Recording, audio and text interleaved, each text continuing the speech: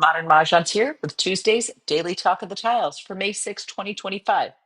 The full video will be posted to our YouTube channel, Modern Mahjong.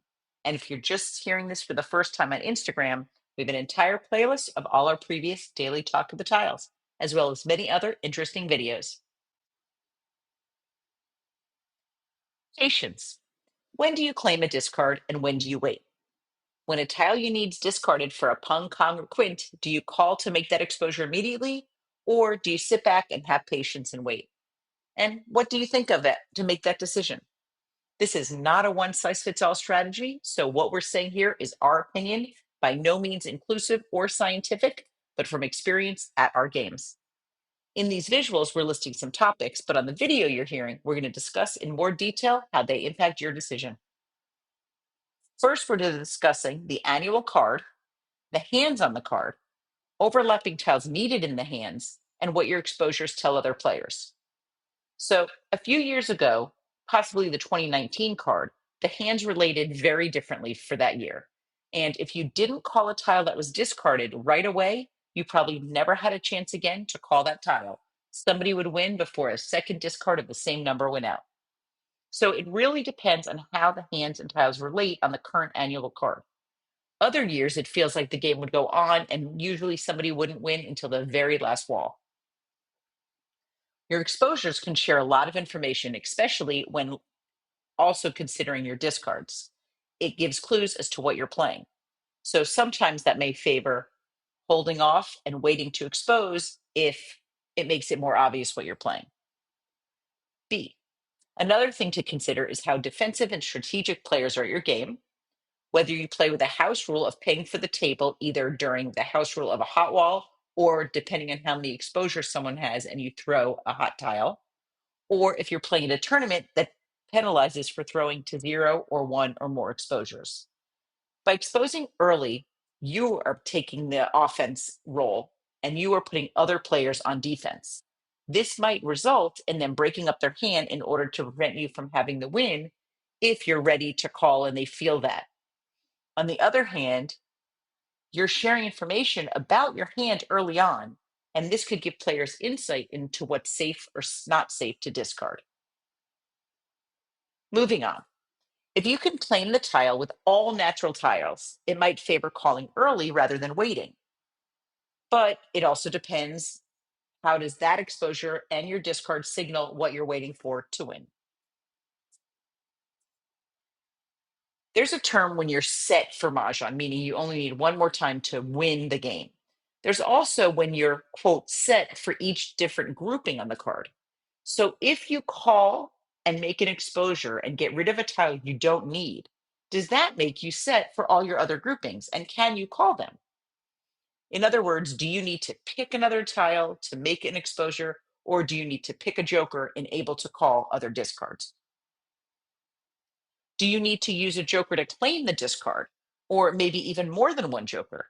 Because for every joker you're putting up on the wall on your flat top part of your rack, every joker you're putting up there is giving somebody an opportunity for either that other player to shop for that joker or maybe even you.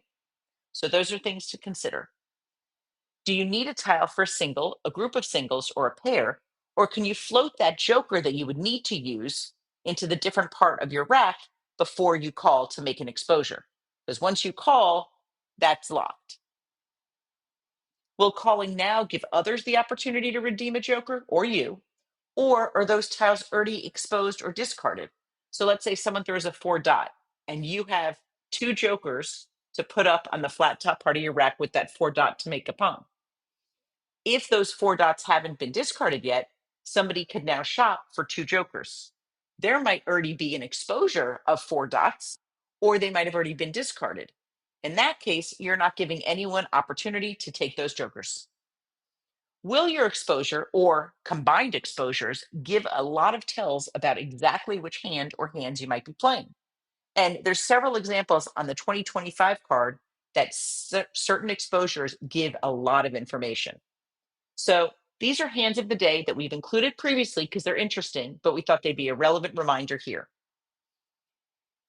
There are only two hands on the 2025 card that have two pungs of dragons, and that's Winds and Dragons number 4 and 369 number 3.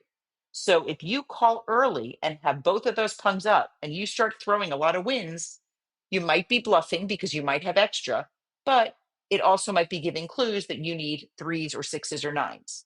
Now, if you have the dragons up and you haven't discarded a 3 or a 6 or a 9 yet, then the other players wouldn't know what number you're using to go along with that. But the fact that these two exposures indicate only these two hands might make you postpone calling. Another hand that we thought would be interesting is the flower, flower, 1, 2, 3, and then the pair of dragons, hung of dragons, Kong of dragons. So this is a hand that we explain in the top part of this graphic.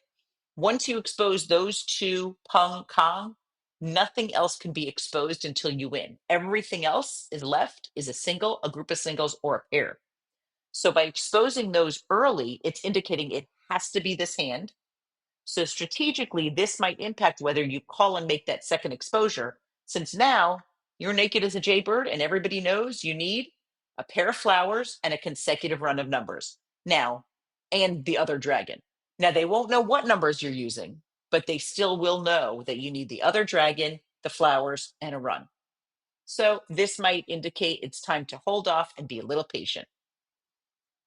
So hopefully good things come to those who wait and those who don't. If you have ideas for our daily talk of the tiles, send us an email to modernmahjong@gmail.com. We are so excited to be announcing that we are doing a 4-part Learn to Play series.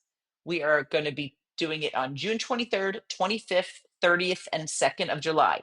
So they're 4 classes close together, so you could be playing by July 4th weekend. You could watch them live, and if you're a registered student, you could watch the replay for a full month. You could give the gift of a new hobby to yourself, your spouse, your friends, your family. This is great for graduation, Mother's Day, Father's Day, anniversary, birthday. This is a great way to get together and do something together and build Mahjong community. You could register on modernmahjong.com.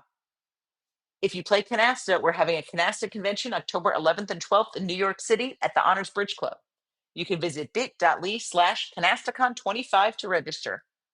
If you have any questions, send us an email. Those of you who joined us for our Zoom, thank you so much for joining us for our 2025 Zoom.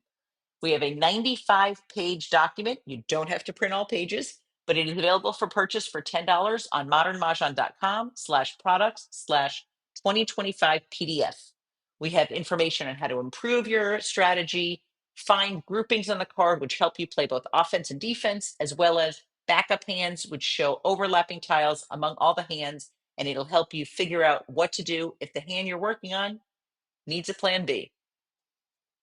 If you're just finding us and you haven't followed us yet, what are you waiting for? You could be missing out on all this important information. So tag your friends so they don't miss out too. We're Modern Mahjong on both Facebook, Instagram, and TikTok. We're on Facebook as well as our group, which has almost 70,000 fun and active members. It's our Mahjong community Facebook group. And we're on YouTube. If you're watching this on YouTube, or if you're not, subscribe so you don't miss out. Thanks so much for joining us. We hope you like, comment, save, and share. And with that, have a great Tuesday and a great game.